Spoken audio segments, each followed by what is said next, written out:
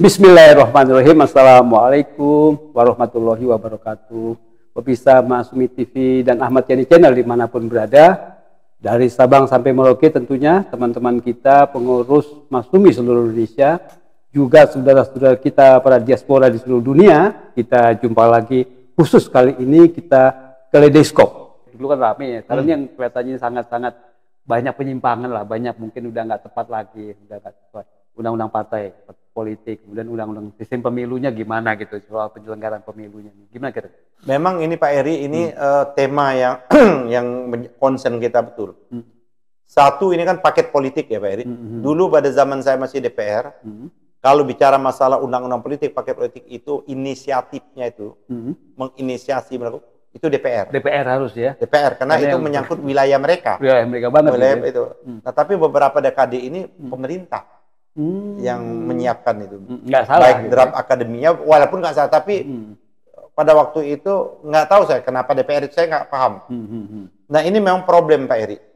Jujur kita menyatakan salah satu problem terbesar bangsa kita ini adalah problem di partai politik Pak. Betul. Partai politik kita ini bermasalah Pak Eri. Kaderisasinya nggak jelas, ideologi partainya juga tidak lekas, dan lain sebagainya. Antara partai dengan partai itu kan harusnya jelas tampak perbedaan. Nah, oleh karena itulah maka kita membangkitkan kembali Masumi ini. Karena tidak ada, tolong satu orang bantah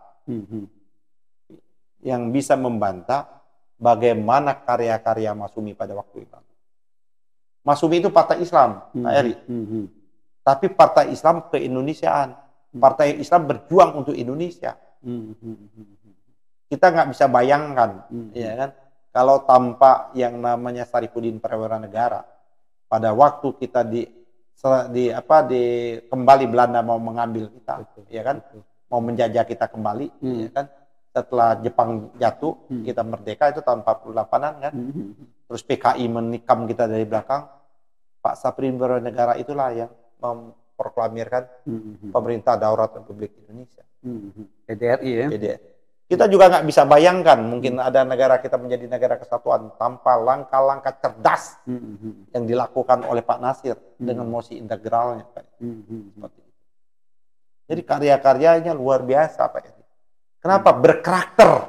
Partai itu berkarakter, Pak Eri. Debat itu debat berkualitas, debat gagasan, bukan kayak sekarang ini debat caci maki, menghina orang, menyerang pribadi. Kan harusnya tidak boleh. Itu mengotori ruang publik, Pak Eri. Itu menjadi kotoran dan menjadi sampah. Caci maki, menyerang pribadi. Dulu perdebatan itu berbeda, tapi ide dan gagasan. Mulailah kita sekarang ini mendorong partai itu dipimpin oleh ide dan gagasan. Sama kayak kita. Kita ingin membuat Indonesia 2024 itu, Masumi itu Indonesia berkah. Kalau Indonesia berkah, otomatis di dalamnya menjadi Indonesia emas, Pak Eri. Begitu ya. Apa yang kita ingin berkah, sebagaimana yang ingin dicanangkan oleh the founding parent kita, yaitu melindungi, mencerdaskan, mensejahterakan dan sebagainya, dan mewujudkan nilai-nilai Pancasila dalam seluruh aspek kehidupan kita itu. Nah, jadi memang problem kita di partai politik. Ada orang, ya kan sekarang ini baru beberapa hari, konyong-konyong udah bisa menjadi ketua umum partai. Karena dia anak presiden kayak gitu, Pak Eri. Itu tuh konyol gitu. Itu kan gimana seperti itu. Kita kan belum ada jelas kaderisasinya. Maka untuk itu menurut saya undang-undang partai politik harus dilakukan pembenahan betul, Pak Eri. Tidak boleh syarat yang membuat undang-undang itu bukan hanya sekedar membentuk daerah-daerah dan sebagai syarat yang diberat. Tapi bagaimana dia diuji ide dan gagasannya seperti itu, Pak Eri. Harusnya. Bagaimana komitmennya, hitonya, visinya, bagaimana dia partainya itu mau dibawa kemana. Bukan dibuat aturan yang sedemikian rupa untuk menjegal kemerdekaan berserikat berkumpul itu, Pak Eri. Dan saya tahu ini kenapa undang-undang partai politik itu muncul. Ini skandal dulu. Kenapa? Karena ada waktu itu, ya kan jujur, Pak Surya Paloh itu kan kalah dari Golkar, ya? Golkar. Dia mau mendirikan partai. Nah ini orang-orang tidak ingin bahwa Pak Surya Paloh ini partainya muncul gitu loh. Pada hari ini kan Nasdem menjadi partai besar kan, menengah paling tidak. Partai ini kan punya visi dan misinya seperti itu. Jadi problemnya harus kita perbaiki memang di undang-undang partai politiknya, Pak Eri. Terus kita ini hipokrit, Pak Eri. Tidak ada mau membiayain partai politik. Padahal sebagian besar partai politik ini adalah menyumbangkan baik atau buruknya negara ini. Betul, betul. Kenapa tidak ada pembiayaan partai? Pilpres Secara itu. formal, resmi. Tapi diam-diam dibiarkan partai itu untuk berburu rente, untuk melakukan korup. Ya kan? Seharusnya dibubarkan kan? Seperti itu partai-partai itu. Ya kan? Oleh MK kan? Karena kita hipokrit, munafik, Pak Eri. Harusnya jelas ada pembebanan, ada pembiayaan, tapi partai itu bisa dikontrol oleh rakyat. Apa dibiayain? Kami sudah membiayain partai itu. Rakyat boleh ikut campur, termasuk kalau dilihat dalam partai itu ada masalah seperti itu. Dia transparan atau tidak, rekrutmennya benar atau tidak, seperti itu, Pak Eri. Ada nggak kaderisasi partai itu? Kan dibiayain. Kenapa? Karena ini adalah tempat candra di muka untuk mendidik pemimpin bangsa, Pak Eri, partai. Instrumennya. Makanya menurut saya harus jelas. Beri kemudahan orang untuk mendirikan partai, tapi kemudahan juga dipersulit di sisi lain. Dicek dia punya gagasan dan ide nggak sih? Betul. Terus tokoh-tokohnya bermasalah atau tidak, kayak gitu loh. Penting. Jejak rekamnya seperti itu. Nah, satu itu. Jadi instrumennya pembaikan partai politik itu. Kita ini lebih banyak dibebankan hal-hal yang bersifat administratif yang tidak masuk akal, Pak Eri. Satu-satunya mendirikan partai yang tidak masuk akal ini di Indonesia. Jadi partai ini kalau mau jujur hanya dimiliki oleh orang-orang kaya, Pak Eri. Orang miskin yang punya ide, yang punya gagasan, orang punya yang namanya untuk memajukan Indonesia belum tentu mampu mendirikan partai karena dia nggak punya uang. Harus syaratnya sekian persen, harus 100% di provinsi, 75% di kabupaten, 50% di kecamatan, harus punya 1000 anggota, harus punya bank dan lain sebagainya. Ada di dunia, Pak Eri. Hanya Indonesia. Hanya di Indonesia. Jadi partai ini dari sejak awal didesain untuk orang kaya. Diskriminatif, Pak Eri. Yang itu yang kita tentang, Pak Eri. Berapa besar untuk mendirikan partai ini, Pak Eri? Ada yang mendirikan rata-rata puluhan miliar atau ratusan miliar. Kita bersyukur alhamdulillah, Pak Eri, karena kita punya ide, punya gagasan. Ya kan ada uang gitu, tapi tidak sebesar itu. Tapi kita membangun kesadaran. Masumi kita ini kan dibangun dengan proses kesadaran. Kan orang mau masumi ini adalah orang yang mau mewakafkan dirinya berjuang untuk betul-betul menggunakan segala daya yang ada pada dirinya. Jadi undang-undang partai memang harus diperbaiki, Pak Eri. Satu itu penting betul. Utama itu ya. Utama. Yang kedua adalah undang-undang tentang kepemiluan kita ini, Pak Eri. Sistem pemilunya ya. Ini menurut saya, Pak Eri. Saya setuju dengan kemarin Pak Prabowo. Dan itu juga refleksi sebagai betul-betul kita taat kepada Pancasila. Jangan hanya di mulut saja, Pak Eri. Ya kan, cinta Pancasila. Pancasila kita itu, demokrasi kita itu dipimpin oleh hikmah kebijaksanaan dalam permusyawaratan perwakilan, Pak Eri. Itu ya. Itulah hikmah kebijaksanaan. Oleh karena itu menurut saya pemilu kita pun harus kita lakukan evaluasi total, Pak Eri. Tidak bisa pemilu kita ini biayanya cukup mahal, Pak Eri. Besar sekali biayanya. Oleh karena itu menurut saya kenapa kita tidak mengembalikan lagi sistem pemilu penyelenggara dulu ya. Dikembalikan lagi kayak model 99. Bahwa penyelenggara pemilu itu dilakukan oleh partai politik, pemerintah dan independen, kan gabung. Seperti itu. Saling kontrol dan tidak perlu menjadi permanen. Ad hoc. Ad hoc aja. Permanen ngapain bayar gaji-gaji ini? Maka ini yang apa namanya komisioner itu mereka juga bermasalah kok. Mengakomodasi aktivis-aktivis. Akomodasi aktivis yang kelas-kelas itu jadi dirangkul. Iya, kalau di daerah kan sama juga orang-orang nggak jelas kan.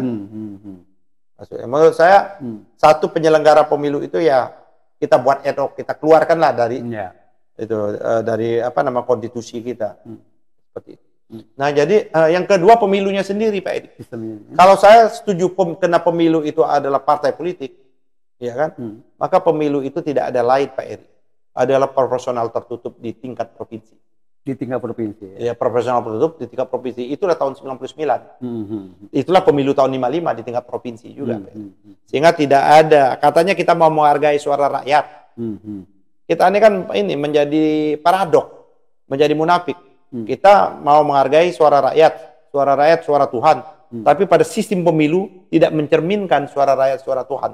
Karena di tengah jalan suara Tuhan itu dirampok. Betul. Ya kan? Karena ada yang namanya parliamentary threshold. Tidak boleh ada parliamentary threshold, Pak Eri. Bisa saja hari ini partai itu besar, besok dia kecil, atau kecil besok, itulah namanya pemilu. Iya, dinamis ya. Dinamis. Oleh karena itu tidak relevan menurut saya adanya nama parliamentary threshold. Bayangkan P3 partai saya dulu, Pak Eri, hanya kurang 0, sekian persen partainya harus terlempar, mereka tidak masuk parlemen. Ada 13 orang yang harusnya masuk parlemen, tidak jadi masuk parlemen. Terus suara itu, jutaan suara itu kemana, Pak Eri? Tidak punya makna suara itu. Tidak bernyawa suara itu. Jadi Pak Eri menurut saya sistem pemilu kita juga harus dirubah. Terus yang kedua, kita udah rubah kan, harus dievaluasi total. Sistem kepartaian kita evaluasi total. Sistem pemilu juga evaluasi total. Nah, ini semua yang ada di amandemen, yang ada dicantum di Undang Dasar, menurutnya kita Mas Umi betul-betul mendorong untuk kita kembali pada Undang-Undang Dasar yang sesungguhnya. Baru setelah itu ditata dengan melakukan amandemen terbatas. Contoh, kembali dulu gitu. Kembali ya? dulu. Oleh karena itu menurut saya kalau tetap pemilih presiden kalau saya, Pak Eri. Di samping kalau DPRD kan itu gampang kita rubah undang-undang kan. Saya setuju memang pemilihan presiden itu tidak langsung lagi, Pak Eri. Ke MPR ya? Ke MPR. Karena disitulah tempat bermusyawarahnya. Disitulah ada orang-orang yang tidak ikut pemilu, ikut menentukan, Pak Eri. Orang-orang cerdas seperti itu. Jadi one man, one vote, one value ini kan menurut saya bermasalah, Pak Eri. Produk Amerika. Orang Amerika saja tidak mengenal itu, gitu loh. Jadi memang di MPR, tapi MPR-nya harus betul ditata ulang, Pak Eri. Di samping dia anggota DPR, betul-betul ada utusan daerah dan utusan golongan itu, Pak Eri. Utusan daerah ini betul-betul sultan-sultan yang mereka memang representasi dari daerah tersebut, Pak Eri. Bukan lagi dipilih. Jadi mereka tidak harus dipilih. Utusan golongan itu juga golongan cendekiawan, golongan ulama dan sebagainya. Nah, disitulah bermuasyawarah besar-besaran seperti itu, Pak, untuk menentukan presiden. Kalau kita modalnya kayak pemilihan langsung kayak sekarang ini, kita sama-sama tahu kan hasilnya. Tingkat kejahatan demokrasinya juga tinggi. Money politiknya tinggi, menggunakan namanya institusi-institusi negara pun tinggi, ya kan? Yang sekarang mereka muncul istilah parcok dan lain sebagainya, Pak Ed. Seperti itu. Jadi menurut saya kita harus menata ulang.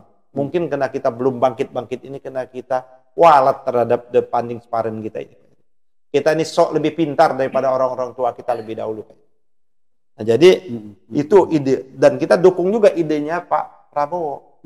Kepala daerah dipilih melalui DPRD juga. Dipilih DPRD dulu. Apa salahnya?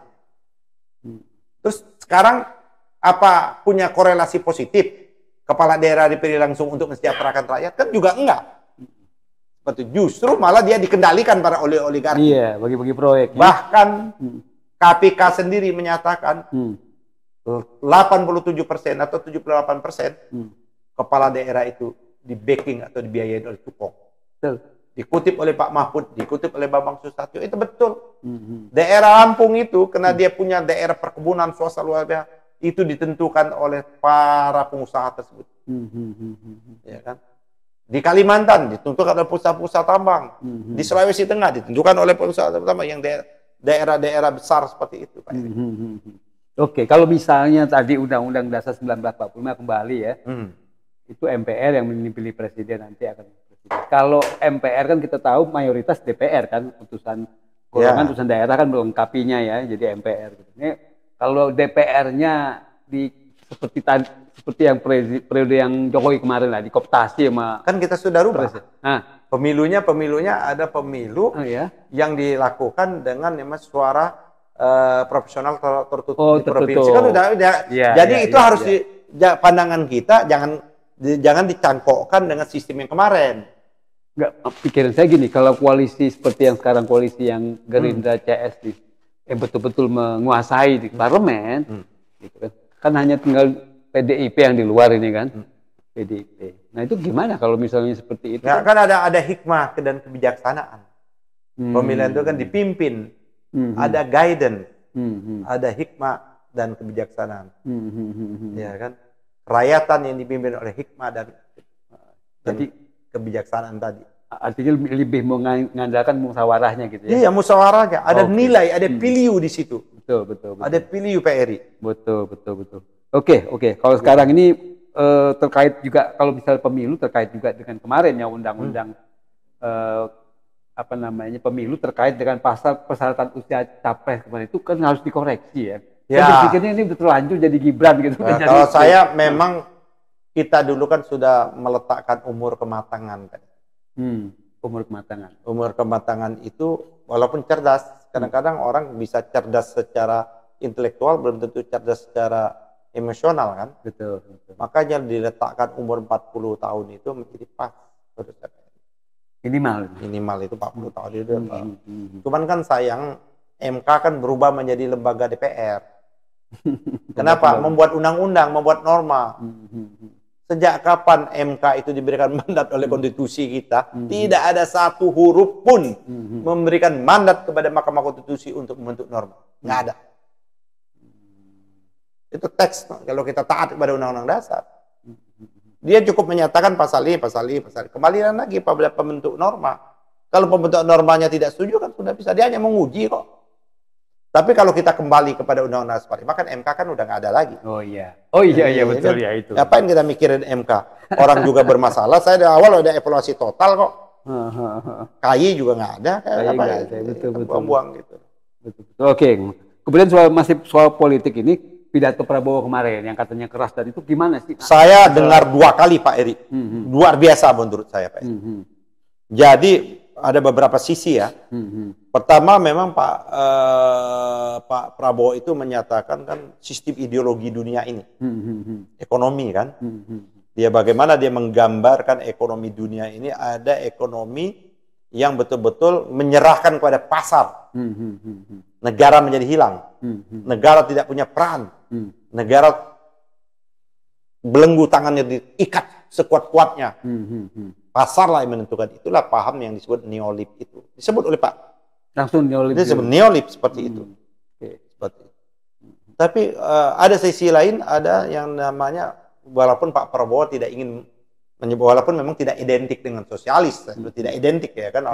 Orang menyatakan kalau neolib lawannya sosial. Enggak juga. Kan di situ ada juga yang nama perencanaan terencana.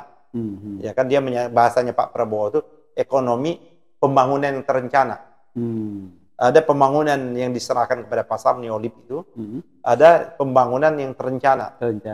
Ya kan dari sejak dulu ada pembangunan dan gagasan perencanaan pembangunan terencana ini Mas Umil bisa dilacak. Awal ide gagasan pembangunan perencanaan itu. Tokonya Mas Umi waktu itu kabinetnya siapa saya lupa. Cikal bakal Bappenas lah ya. Iya. Itu Mas Umi meletakkan awal itu. Nah, terus diikuti sama Pak Harto dengan program pembangunan jangka panjang 25 tahun, akselerasi pembangunan jangka panjang. Terus jangka menengah, jangka pendek dan sebagainya. Memang harus ada guidance. Harus ada guidance. Apa guidance itu? Pak Prabowo betul-betul mengutip, menyebutkan betul-betul yang namanya pembukaan undang-undang dasar. Dikutip betul oleh Pak Prabowo, yaitu negara ini, yang negara itu memberikan mandat kepada pemerintah, mandat loh katanya, yang kita disumpah semuanya, ya kan? Maksudnya ada gubernur, ada kemarin itu kan di Bappenas itu, ada bahkan sekda dan sebagainya seperti itu kan, ada lembaga-lembaga negara itu, dia menyatakan tugas negara itu pertama melindungi segenap bangsa. Jadi tidak bisa tidak ada pelindungan. Yang kedua mensejahterakan. Ketiga mencerdaskan. Dia sebut. Dan dia sebut lagi ekonomi yang ingin dibangun oleh the founding parent kita itu Pak Eri. Dia kutip pasal 33 Pak Eri. Pasal 33 kita itu Pak Eri. Coba kita lihat ya kan, dia kutip betul itu. Perekonomian itu. Ya kan? Yaitu perekonomian disusun sebagai usaha bersama berdasar atas azas disusun bersama Pak Eri. Untuk kepentingan bersama, disusun bersama untuk kepentingan bersama berdasarkan azas asas kekeluargaan seperti itu. Itu yang disebut dengan dia sebut ekonomi Pancasila. Kalau kita dulu menyebutnya ekonomi konstitusi, seperti itu, ekonomi konstitusi. Itu betul-betul Pak Prabowo ingin betul meletakkan apa namanya paradigmanya, ya kan, mengembalikan lagi. Nah, masalahnya adalah Menteri Keuangannya cocok atau enggak? Nah, itu dia masalah. Menurut saya Menteri Keuangan apa yang disebut oleh Pak Prabowo, Sri Mulyani itu bagian neolib. Oh, disebut begitu? Enggak, saya. Oh, iya. Okay. Saya menyebutnya. Pak Prabowo dan beberapa yang lainnya sudah seperti itu. Bahkan ada kalau Yasuhiro ya kan, penulis Jepang itu ya. Kapitalisme itu, Herzog Kapitalisme. Seperti itu loh. Itu kan bacaan buku kita tahun 80-an. Betul. Ya kan, bacaan buku kita. Terus ada bagaimana ya kan antara kapitalisme garang gitu ya kan, seperti itu. Terus melawan yang namanya dalam sisi ini adalah waktu itu kan ekonomi yang dibangun oleh ketidaktergantungan muncul, ya kan, namanya di Indonesia ini Sertua Arif dan lain sebagainya, seperti itu. Adi Sasono CS, ekonomi konstitusi seperti itu. Jadi mazhab kerakyatan dengan mazhab pemodal ini Pak Eri, itu yang saya kira luar biasa yang diletakkan, ingin diletakkan oleh Pak Prabowo. Jadi menurut saya pidato Pak Prabowo kemarin itu, tapi memang harus ada eksekusinya Pak Eri. Pidato yang luar biasa, pidato Pak Bagus itu harus ada eksekusinya. Tukang eksekusi kan kabinet nih, menteri. Harusnya ya. Menurut saya memang problem di tingkat kementeriannya ini. Mungkin mereka ya tidak ada jalan lain. Menurut saya kalau Pak Prabowo betul ingin mewujudkan mimpi besarnya, harapan besarnya, keinginan besarnya Pak untuk mensejahterakan, membangkitkan Indonesia ini mencari negara superpower, tidak ada kata lain Pak Heri, menurut saya harus dilakukan perombakan besar di kabinet Pak Prabowo. Tidak ada cara lain. Reshuffle maksudnya?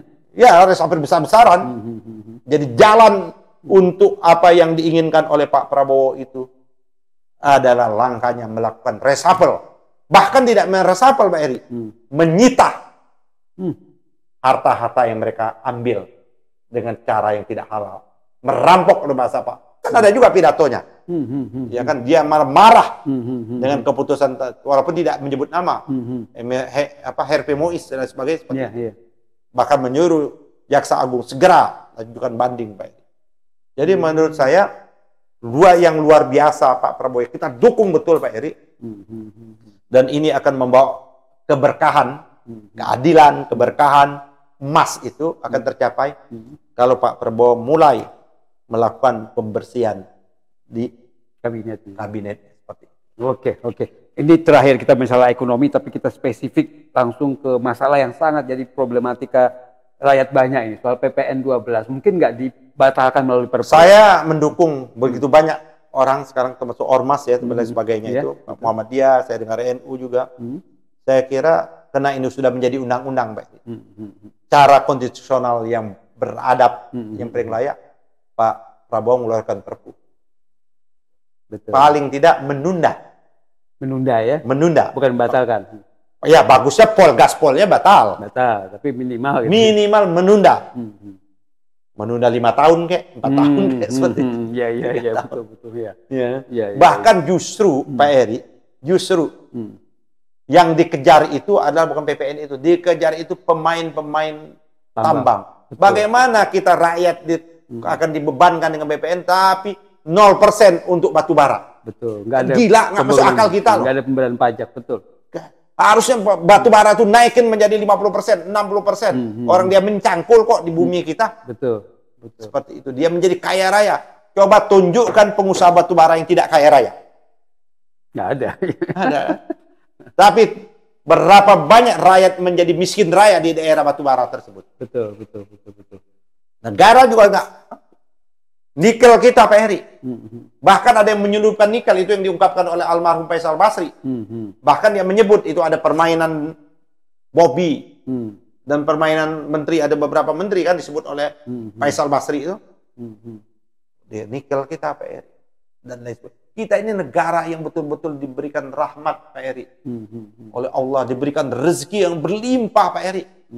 Sumber daya alam kita Sebutkan apa yang tidak ada di kita ini. Ada Pak Eri. Semuanya. Kita punya emas, kita punya tambang, kita punya nikel, kita punya krom, kita punya yang namanya bauksit, kita punya besi, pasir besi, kita punya minyak, gas dan lain sebagainya Pak Eri. Perkebunan kita luas, matahari kita luas, matahari kita bersinar. Hampir sepanjang tahun tidak ada ini seperti itu. Betul, betul. Angin kita juga ada. Potensi nuklir kita juga ada. Laut kita, ikan kita luar biasa. Kita belum mengambil hak-hak pajak karbon kita. Betul. Pajak karbon luar biasa. Ini kita ini bisa menjadi negara yang besar Pak Eri. Bahkan rakyat tidak perlu dipajak Pak Eri. Kan kalau kita ingin yang namanya mensejahterakan rakyat Pak Eri. Kalau belum mampu kita mensejahterakan rakyat. Adalah jalan tengahnya itu memberikan subsidi kepada rakyat. Bukan memotong subsidi. Kalau neolib dipotong, kalau perlu tidak ada subsidi, itu kerjaannya neolib seperti itu. Itulah yang ada di benaknya para neolib, termasuk Sri Mulyani Pak Eri. Kalau kurang uang hutang seperti itu. Gampang itu. Ya? Wah, bayangkan, badan kita luar biasa Pak Eri. Asal dikelola betul-betul dengan baik, dikelola dengan cukup amanah, itu rakyat akan merasakan Pak Eri. Saya kira Pak Prabowo akan mengambil langkah itu karena dia tidak perlu lagi mencari kekayaan Pak Eri. Umur juga Pak Prabowo kan sudah sekian. Jadi memang dia ingin betul-betul mewakafkan diri, mendedikasikan diri menurut saya Pak Prabowo ini untuk kepentingan membesarkan Indonesia dan rakyat. Cuman yang problemnya di tingkat eksekutornya, eksekusinya. Yang ada di milieu, ada di lingkar Pak Prabowo ini yang menjadi problem di kabinet-kabinetnya ini mungkin nggak sejalan seperti itu. Banyak menterinya masih titipan atau bagian dari Jokowi yang bermasalah. Ya. Kita ini kan kehilangan kesempatan emas 10 tahun sejak dipimpin oleh Pak Jokowi ini. Betul, kayak Alhamdulillah udah banyak orang sadar Pak Eri. Dulu kan kita aja sampai kita mau ditangkap-tangkap. Sekarang ini kan sudah mulai sadar ya kan. Ya kayak semacam Gunawan Muhammad yang pendukung dan sadar ya, kelompok-kelompok itu kan, termasuk PDIP ya kan, mulai sadar. Walaupun masih ada sebagian kecil nih yang buzzer-buzzernya, ya kan, pendukung-pendukung Jokowi kan makin redup. Betul. Gitu, Pak. Oke, jadi kalau misalnya kita bicara soal ekonomi, tadi itu ya artinya PPN itu memang kalau bisa ya ditunda, nggak dibatalkan. Tapi ini yang paling menarik, belum istilahnya kan tanggal besok nih mulai berlaku kan tanggal 1 Januari. Itu kelas menengah kita emang udah turun kelas ya sekarang. Pak Eri, bukan turun kelas. Kelas menengah kita udah miskin. Iya. Kelas menengah itu salah satunya adalah orang yang bergerak di bidang jasa profesi. Saya jujur Pak Eri, saya miris. Teman-teman saya lawyer itu sekarang ini banyak sekali yang menderita Pak Eri. Untuk makan aja susah Pak Eri. Wartawan. Kan dulu wartawan masih, apalagi sekarangnya wartawan kan dikurangin dengan tidak ada wartawan. Kita Pak Eri kan wartawan. Coba Pak Eri tanya sama wartawan. Iya, seperti itu. Wah, belum yang lain, kasihan Pak Eri. Kasihan betul. Kasihan ya. Artinya kalau udah kelas menengahnya udah begitu. Ambruk Pak Eri kelas menengah kita. Apalagi. Seharusnya kelas menengah itu harus dinaikkan, dilebarkan menjadi kelas besar. Betul. Kelas kecil menjadi kelas menengah kayak gitu loh. Kelas yang super kecil menjadi kelas kecil gitu loh. Sekarang terbalik mulai. Terbalik sebenarnya. Tapi ada orang Pak Eri dalam waktu yang pendek bisa menumpuk kekayaan luar biasa. Mereka menggunakan kesempatan dalam kesempitan. Ada orang yang berbisnis, yang ini harusnya KPK nih muncul nih. Dalam keadaan kita yang namanya COVID. Oh iya. Bisnis dia. Bisnis nyawa. Dia bagaimana membisniskan yang PCR. Bagaimana vaksin dan lain sebagainya. Itu kan jelas orangnya udah ada dilapor kan udah oleh KPK. Salah satu yang melapor itu sekarang menjadi anggota kabinet sama-sama saya gitu loh. Goto. Betul. Bagaimana kayak gitu Pak Eri? Luar biasa kan mereka. Banyak ada orang yang lompat harta kekayaannya. Ya kan? Dan sekarang ini kan sudah diungkap. Dia lompat harta kekayaannya luar biasa. Ada anak ekonom muda itu menyebut lompat dia kekayaannya luar biasa, berlipat-lipat, berpuluh lipat, ya kan? Ya kan? Tapi mayoritas mungkin 70%, 80% hidup dalam kesengsaraan Pak. Ambruk ya. Itulah yang namanya kontras. Ini yang kata Pak Prabowo yang akan ditata kembali itu Pak Eri. Oke. Terima kasih. Luar biasa nih pemirsa. Ketua Umum Partai Masyumi tadi sudah menguraikan panjang lebar tentang topik-topik kita dalam kaleidoskop 2024 ini dan prediksi 2025. Tentunya kita berharap tadi yang saya garis bawah itu eksekusi dari Presiden Prabowo terhadap langkah-langkah yang memang tadi sudah dinyatakan soal pemberantasan korupsi apa semua gitu. Jangan kita yang butuh kan dalam segi ekonomi kita butuh eksekusinya. Betul. Dalam segi pemberantasan korupsi kita eksekusinya. Betul. Lahan ini Pak Eri ada 3 juta hektar lebih yang disebut Pak itu. Yang lahan itu kan bisa digunakan untuk koperasi dan lain sebagainya. Itu kan butuh eksekusi dan lain sebagainya. Penyeludupan dibabat. Narkoba dibabat, judi online dibabat dan sebagainya. Terus yang koridor-koridor memang main-main ilegal tambang dan sebagainya itu dibabat.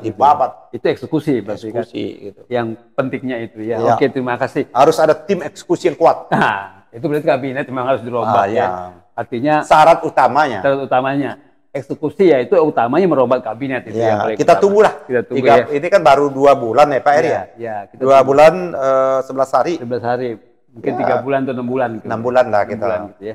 Oke, terima kasih Pak Ketua Umum, terima kasih pemirsa Masyumi TV dan Ahmad Yani Channel. Tadi kita sudah dengarkan panjang lebar, ya hampir 1 jam kita dialog kaleidoskop daripada 2024 bidang ekonomi, politik dan hukum ya, terutama penegakan hukum. Mudah-mudahan bermanfaat. Terima kasih. Billahi taufiq wal hidayah. Wassalamualaikum warahmatullahi wabarakatuh.